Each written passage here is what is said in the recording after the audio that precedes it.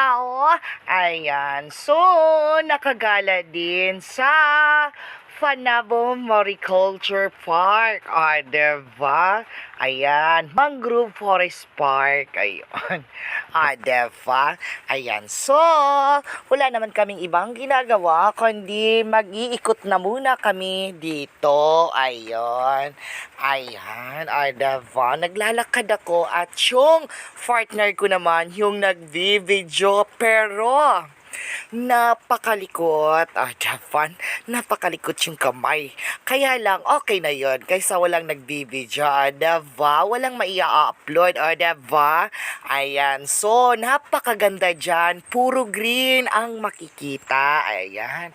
Napaka-green ang paligid. Ayan. So, napakahaba niya. Nilalakad-lakad namin dahil, ayan, tingin-tingin. Ayan, marami kaming nakikita dyan. Diyos ko, ang dami naming nakikita ang isdang malalaki. Ang pangalan nun is parang tambasakan. Diba? Ang lalaki. Na-amaze kami. Ayan, gustong gusto ko niyan bumaba, kaya lang, Diyos ko ang putik, wala naman daanan pababa. Ayan, diba? Ayan, siguro sure ako maraming lamang dagat dyan, kaya lang, hindi ka makababa dahil mataas yan. Parang tulay nga lang talaga siya.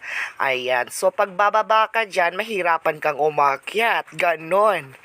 Diba? Ang dami pang talaba dyan. So, sugat-sugat yung buong paa or buong buhay mo. Masusugat talaga. Kasi nga, matalim yung mga talaba.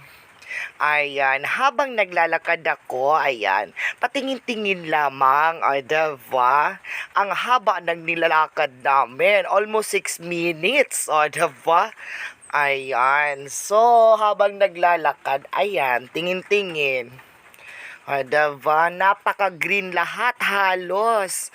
Ayan, ang green ng paningin. At saka maraming puno. Ayan, ayan na. May nakikita na naman kami. Ayan, diba? Turo-turo. Ayan. Diba? Ayan, na-zoom na talaga. Ayan, ayan, Ayun. So, may nakikita kami sa daanan namin. Isang ibon. Diba? Napakalaking ibon. Naglalakad din. Diba? Tulad namin, naglalakad din siya. Ayan. So, ayun na yung ibon. Sinum lang yung camera kasi nga malayo. Kasi pag lalapit-lapit na konti, lilipad na siya. Ayun. Diba? Pagkatapos niyang lumipad, lilipad na din. Diba? Ayan. So, ganun lang talaga naman yung buhay. Ayan. Habang naglalakad, nagbibideo. Diba? Ayan. Meron na kaming kasalubong niyan. Meron ding magdi-date dyan. Ayan. Diba? Mag-iikot-ikot din siya. Ayan na si Dudong. Ayan.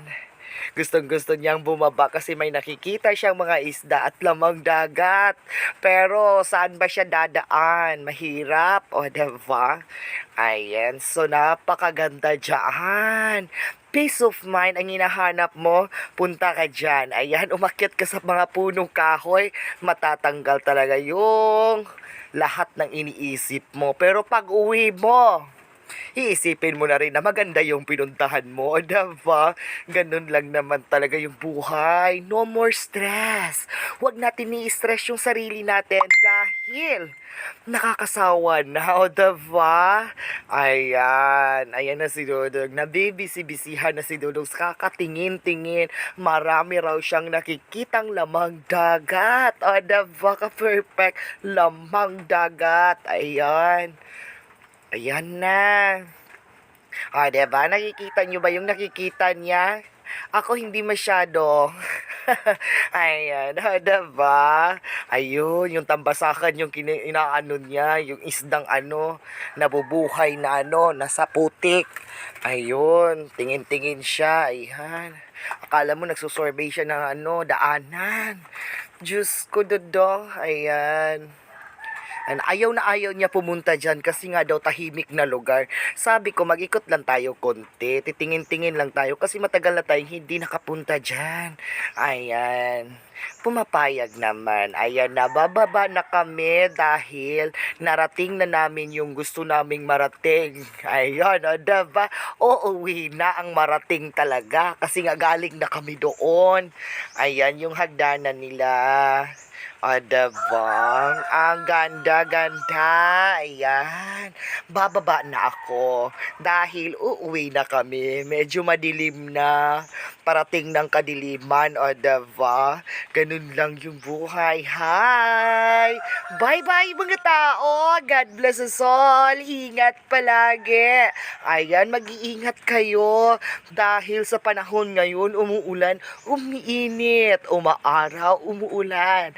Ayan, nakakasira ng ilong, nagkakaroon tayo ng sipon at ubo. Kaya mag-iingat-ingat tayo. Ayan, diba? Yan na rin. Arin na yung madaanan papuntang labas. Ang ganda-ganda. Diba ka-perfect? Ayan.